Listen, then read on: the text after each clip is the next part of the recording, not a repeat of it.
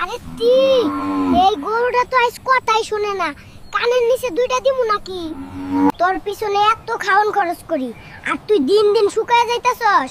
আজ থেকে তোর ঘাস খাওয়া বন্ধ, ডায়েটিং কর। বোরহানের পোলাটা রোজ আমার জমির আইল কাটটা তার জমিতে নিয়ে যায়, এর একটা বিহিত না কইরা আমি ছাড়তাছি না।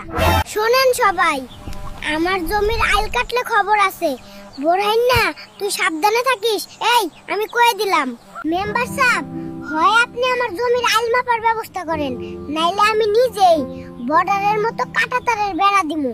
কোন হালায় আমার ক্ষেতের পানি ছাড়লো রে? তোরে ধরতে পারলে খবর আছে, সাহস থাকলে সামনে আয়। হ্যালো কৃষি আপা, আমার বেগুন গাছের পাতা সব কুকড়ে যাচ্ছে। আপা আপনিই বলেন গাছে এখন কি দেব? এই লেদা পোকার বংশটারে আমি নির্বংশ কইরা ছাড়মু।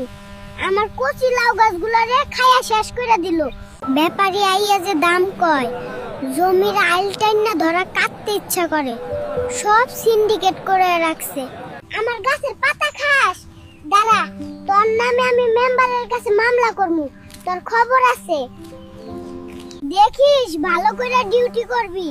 একটা কাকও যদি আমার ধান খায় তাইলে তোর 1 মাসের বেতন কাটা। এইসব অনলাইন নাকি কি যেন কয়, টিপ দিলেই নাকি সার বীজ ঘরে আইসা দিয়া যায়। দেখি তো চেষ্টা কইরা। ধান কাটার সময় হলো, কাস্তেড়ায় ধান না দিলে তো হাত দিয়া ছিটতে হইব। এত কাম ভাল লাগে না। আমার পোলাডারে আর যাই হোক কৃষক বানামু না, লেখাপড়া শিখাইয়া অনেক বড় অফিসার বানামু। শোন বাপ, লেখাপড়া ভালো কইরা কর, নাইলে তোর কপালেও কোদাল আছে। তখন বুঝবি এ ফর অ্যাপল না এ ফর আইল। ওই তো বউ ভাত নিয়ে আইছে, দেখা যায় কয়টা খাইলে শান্তি লাগবো। আয় বউ কাছে আয়।